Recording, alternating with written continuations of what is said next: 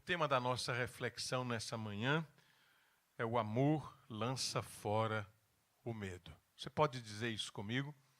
O amor lança fora o medo. Agora só as mulheres. Só os homens. Todos juntos. O amor lança fora o medo. Amém? Vou convidar você para ficar em pé. Nós vamos ler no livro de Números, capítulo 13, versículos 1 e 2, e depois 17 a 20. Vamos ler todos a uma só voz. Números 13, 1 e 2, 17 a 20. Disse o Senhor a Moisés: e a terra de Canaã, que eu dei dar aos filhos de Israel. De cada tribo de seus pais enviareis um homem, sendo cada qual príncipe entre eles. Enviou-os, pois, Moisés à terra de Canaã e disse-lhes: subi ao Neguebe e penetrai nas montanhas. Vede a terra, que tal é, e o povo que nela habita, se é forte ou fraco, se poucos ou muitos. E qual é a terra em que habita, se boa ou má? E que tais são as cidades em que habita, se em arraiais, se em fortalezas? Também qual é a terra, se fértil ou estéril, se nela há matas ou não? Tende ânimo e trazei do fruto da terra. Eram aqueles dias os dias das primícias das uvas. Oremos. Pai querido, eu te peço agora, Senhor, que as palavras dos meus lábios, assim também o meditar do meu coração, que eles sejam agradáveis diante de Ti. Fala, Senhor, aos nossos corações, porque é a Tua voz que nós tanto queremos, tanto precisamos ouvir. Usa-me apenas como pequenino instrumento em Tuas mãos. Assim te peço em nome de Jesus. Amém. Podeis sentar.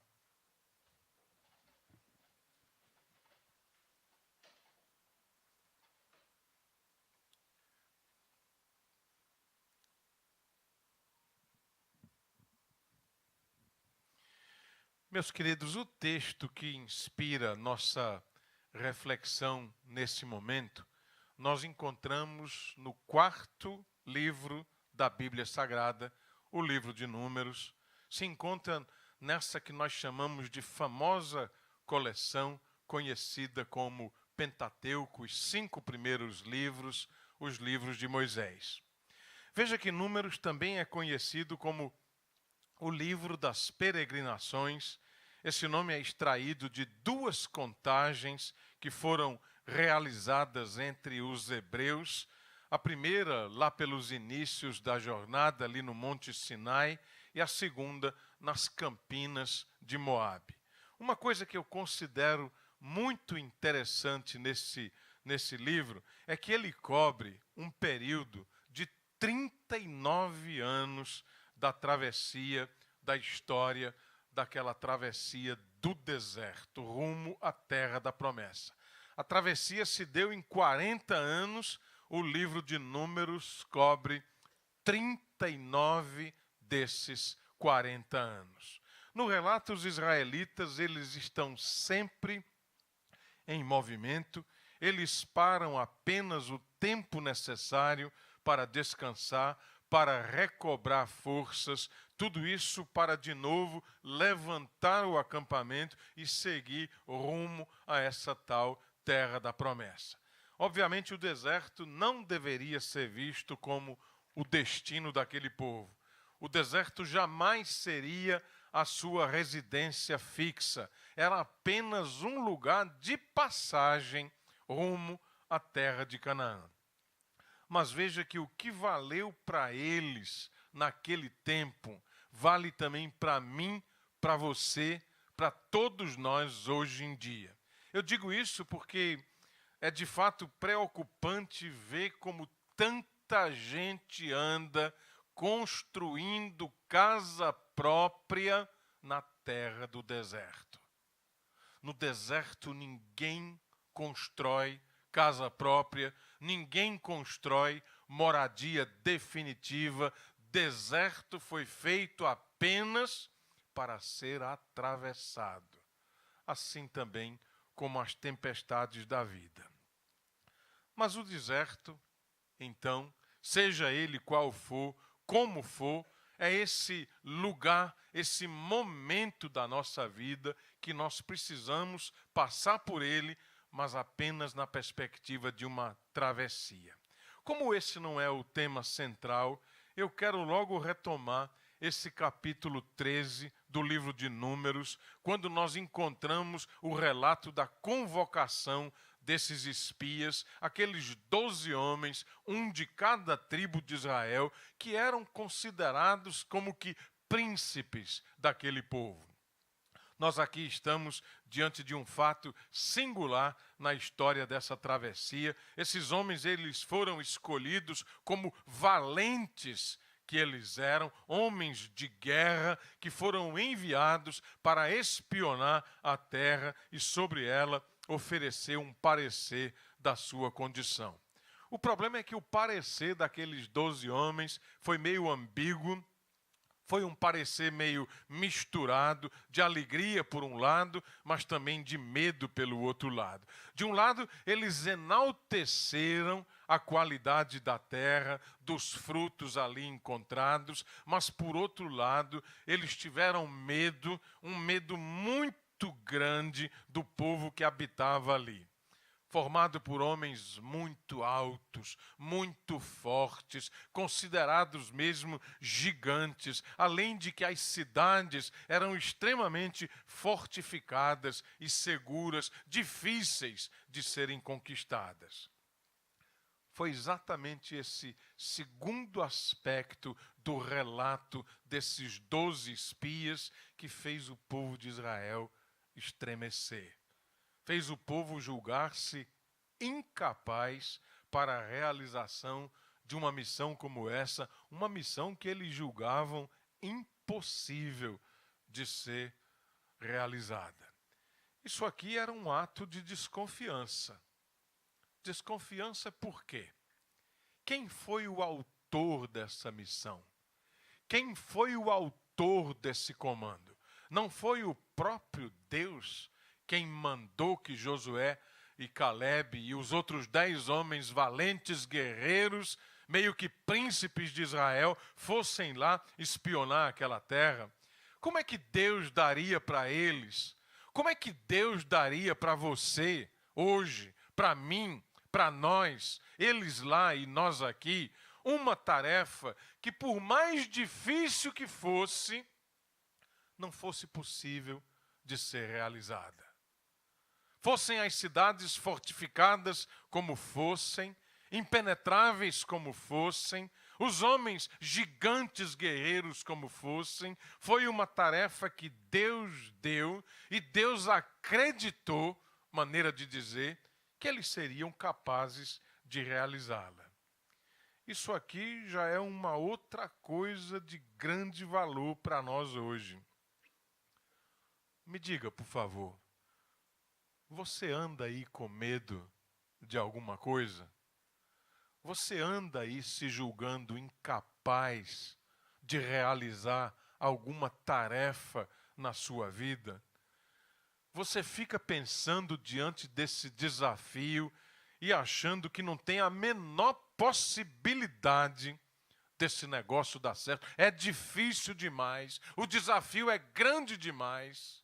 É como uma muralha intransponível. Diante de mim está um gigante. Eu não tenho condições de enfrentar esse gigante. E aí você fica pensando em fugir, dar as costas, ir embora, entregar os pontos, mudar de alvo, estabelecer uma outra prioridade na sua vida e na sua relação com o próprio Deus.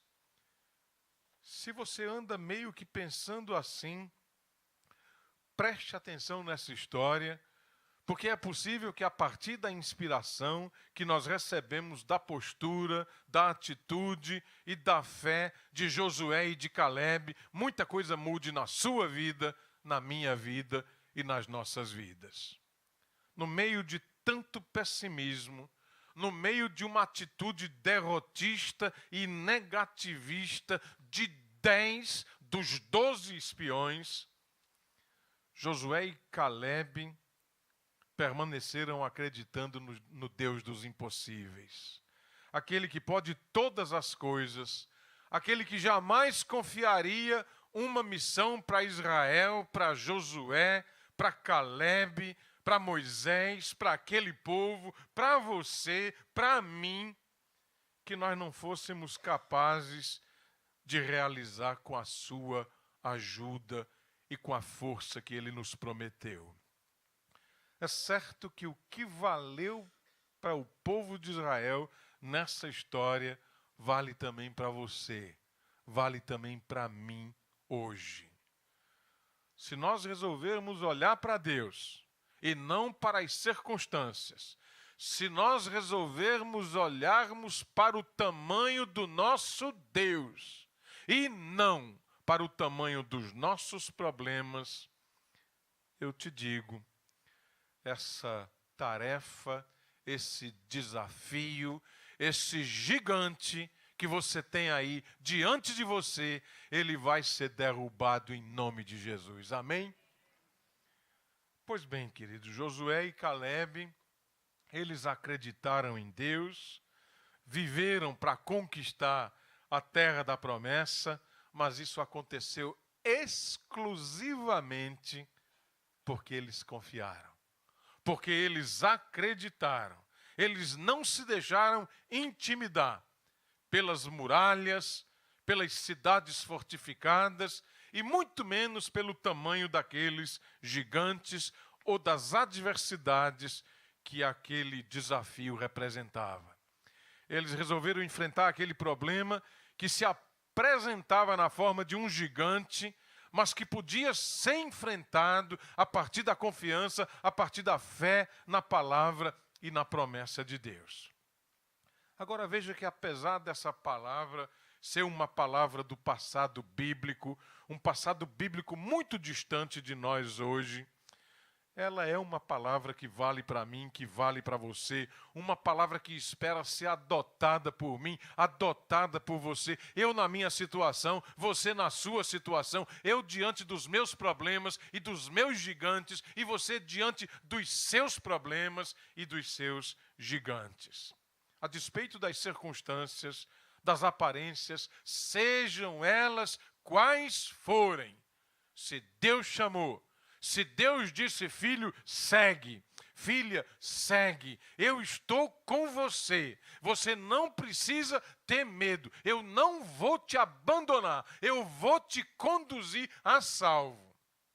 Eu vou estar com você todos os dias, e isso até a consumação dos séculos. Então eu e você podemos seguir adiante confiando que aquele que prometeu, ele vai cumprir a sua palavra, a sua promessa.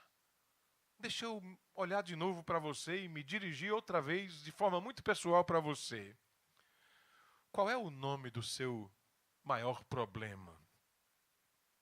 Do seu maior desafio? Ele anda crescendo ultimamente? Ele anda ganhando proporções gigantescas, de forma que você não julga capaz ser possível sair dessa emboscada, dessa cidadela.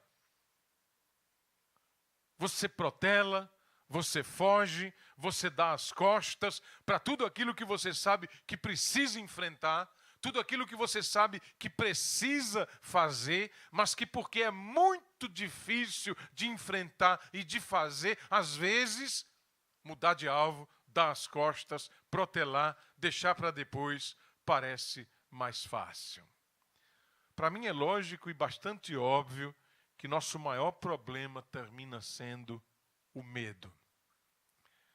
O medo que infelizmente vem sendo um terrível companheiro instalado nas nossas vidas, na maioria das vezes, desde a nossa infância. Se você olhar no dicionário, vai ver que medo basicamente é uma sensação que proporciona na pessoa um estado de alerta.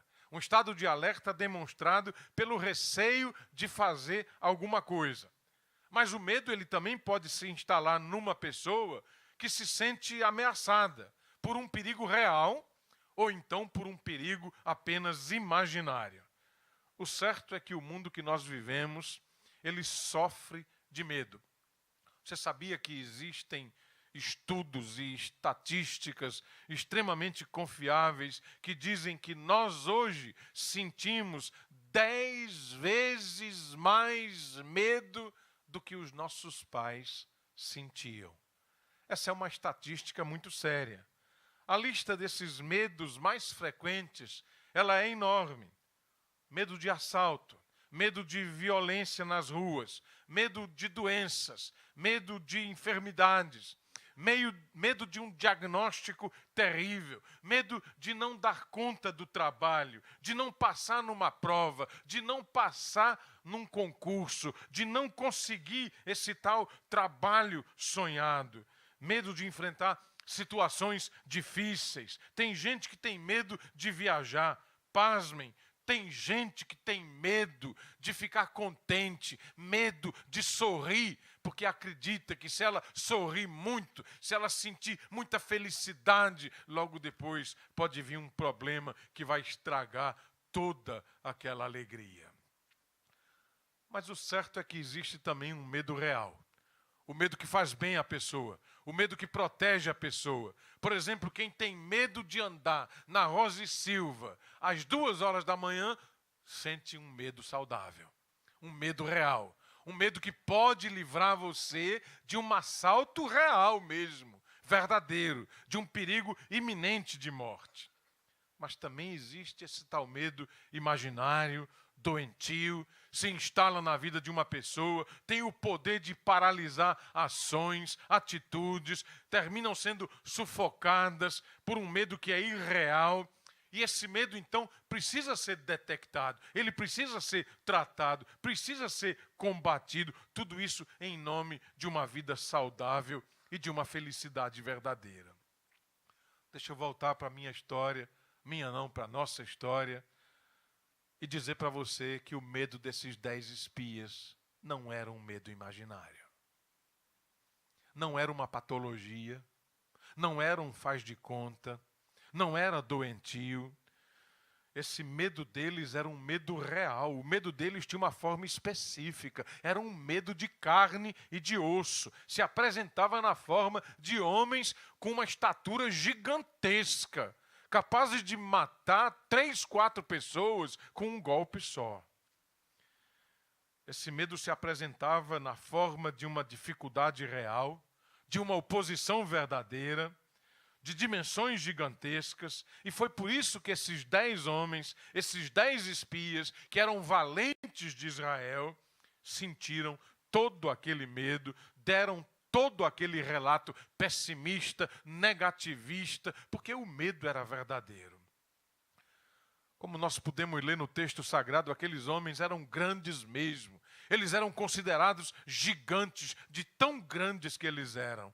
E as cidades super bem protegidas, fortificadas. Isso tornava aquela tarefa difícil, dificílima, humanamente falando, era uma missão impossível. Não deve nos causar espanto algum o relatório desses 10 espias. Você já pensou você no lugar deles? Que relatório você daria? Você teria sido otimista, como Josué e Caleb, ou quem sabe você teria sido realista, pessimista, como aqueles outros 10 homens? Mesmo assim, mesmo com aquela visão bem realista,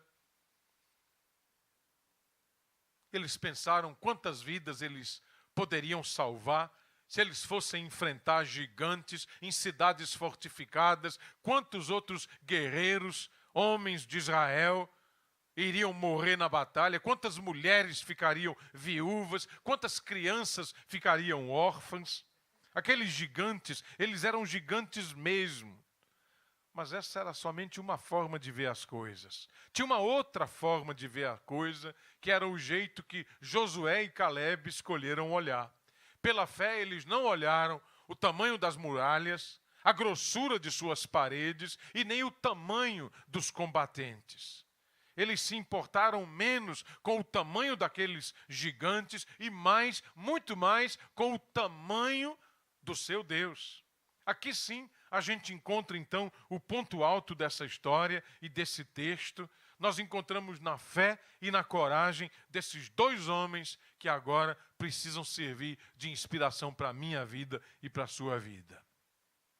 Outra vez eu digo, eu não sei como anda a tua vida, que tipo de dificuldade você tem que enfrentar hoje, se o teu problema tem uma dimensão gigantesca. Não sei se ultimamente você anda com medo até mesmo de sorrir, de se alegrar, de ser feliz. Tem gente que anda com medo de sonhar. Vai que sonha e nada dá certo. Mesmo que tudo pareça impossível, improvável de acontecer. Uma coisa eu sei dessa uma coisa com absoluta certeza. Você não precisa ter medo, você pode escolher o caminho da fé, você pode confiar em Deus, você pode fazer como Josué e Caleb fizeram. Nós estamos atravessando um momento difícil na economia, na segurança, na educação, na saúde do nosso país. A conjuntura internacional não é boa, nunca foi tão fácil entrarmos numa chamada Terceira Guerra Mundial. As pessoas sentem medo das mudanças climáticas, do aumento do nível dos oceanos. As pessoas se espantam com muitas coisas, se sentem cansadas, desfalecidas, sem saber o que fazer com esses prognósticos que escurecem o horizonte das nossas perspectivas. Isso tudo é verdade.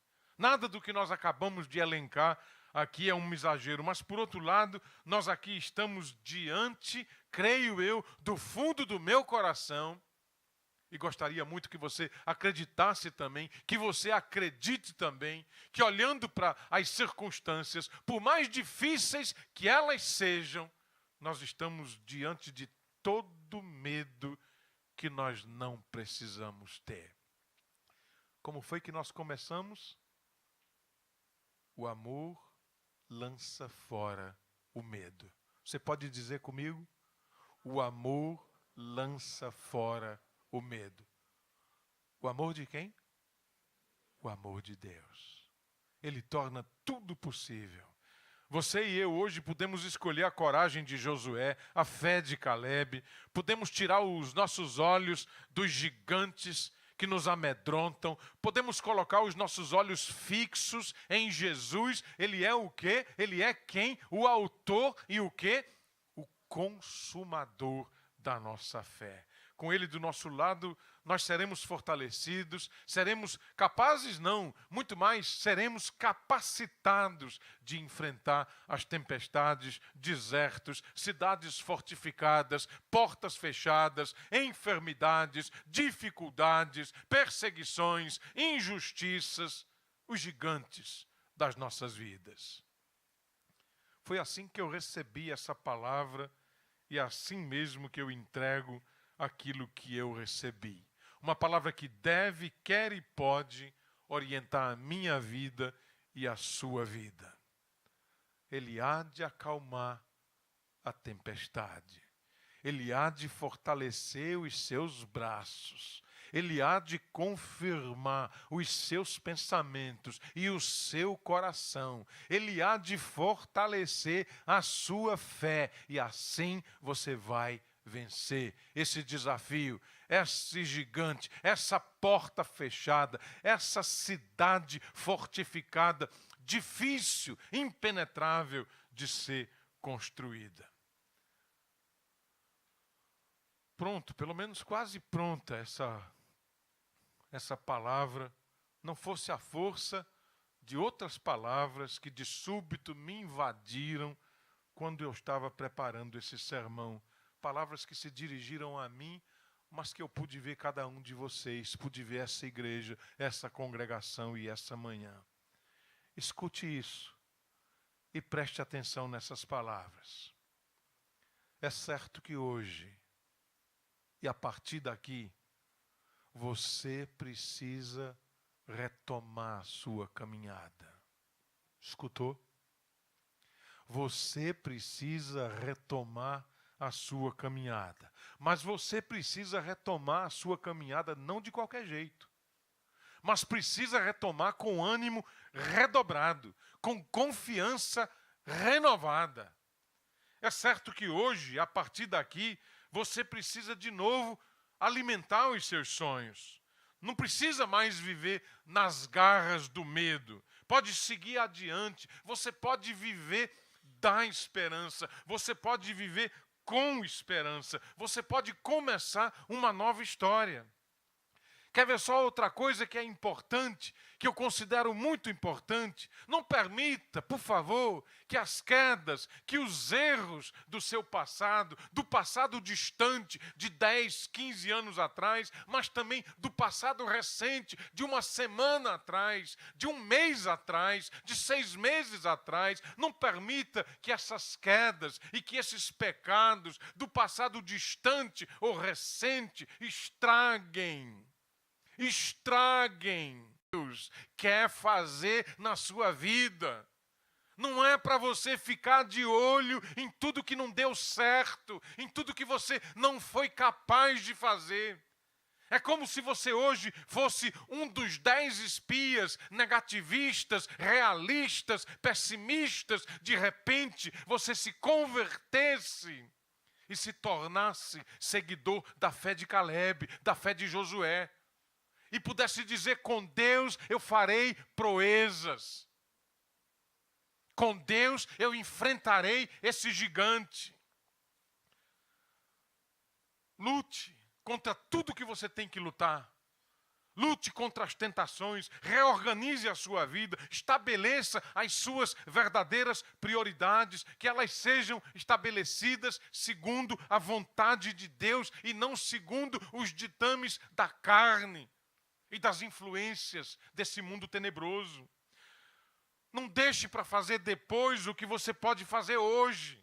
O que você precisa fazer hoje, agora, faça hoje, enfrente hoje, tenha coragem, confie no Senhor, não fique protelando, deixando para depois, para amanhã. Acredite que Jesus, Ele está ao seu lado, Ele sabe todas as coisas, Ele conhece você melhor do que você julga se conhecer. Ele não desistiu de você. Coloque sua vida em sintonia com a vida dele. Sua vontade em sintonia com a vontade de Deus. Resolva, minha irmã querida, meu irmão querido, obedecer em tudo. Resolva daqui para diante levar o evangelho a sério. Viver como se Deus existe. Porque muita gente vive como se Deus não existisse. São capazes de confessar a fé na igreja. São capazes de recitar o Pai Nosso, o credo apostólico, mas tem imensa dificuldade em viver segunda, terça, quarta, quinta, sexta e sábado, como se dia de culto fosse todos os dias, dia de confessar o credo fosse todos os dias.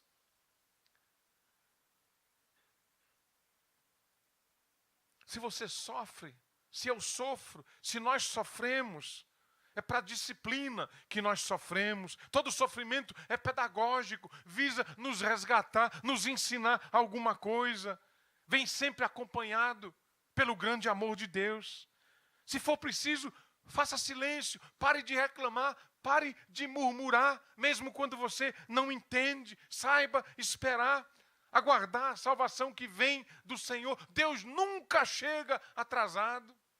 Nós é que muitas vezes queremos andar na frente de Deus.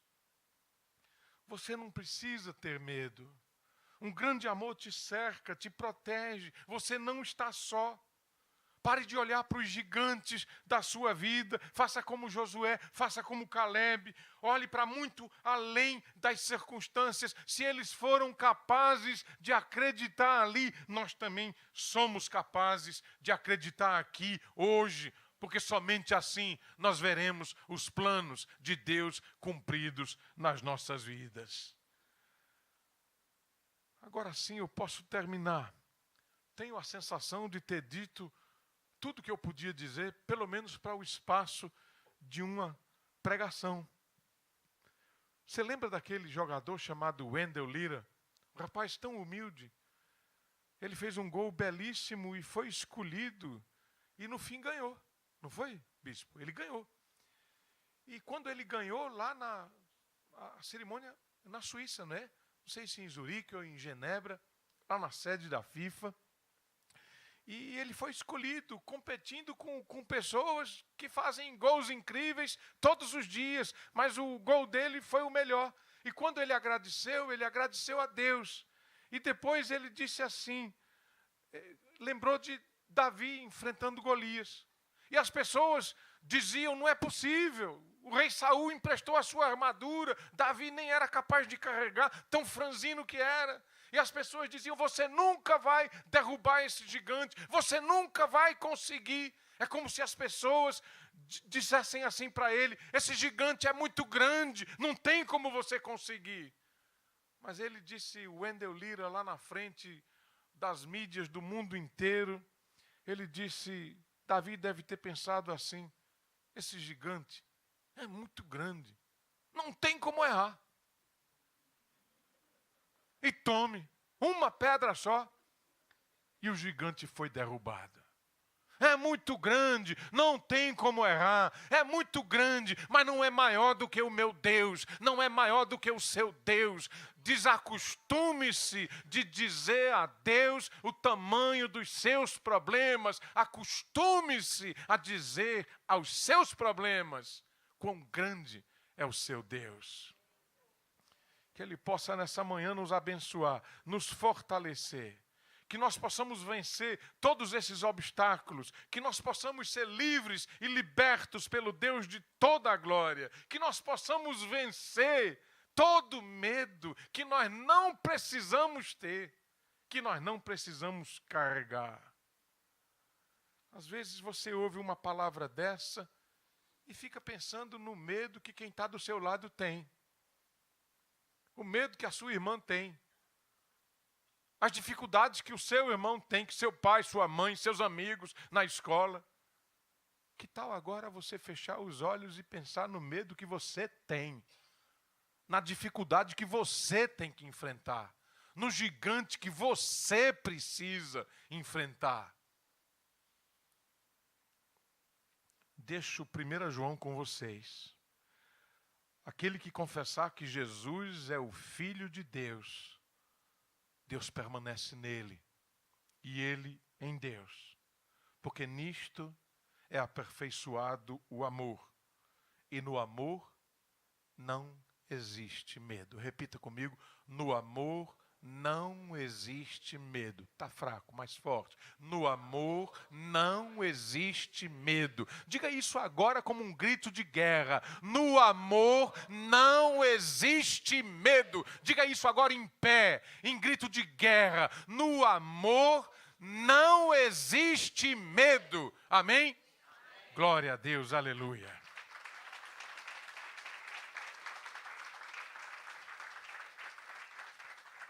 Toda honra e toda glória a Ti, ó Pai onipotente. Convém que o Senhor cresça, Teu servo sempre diminua.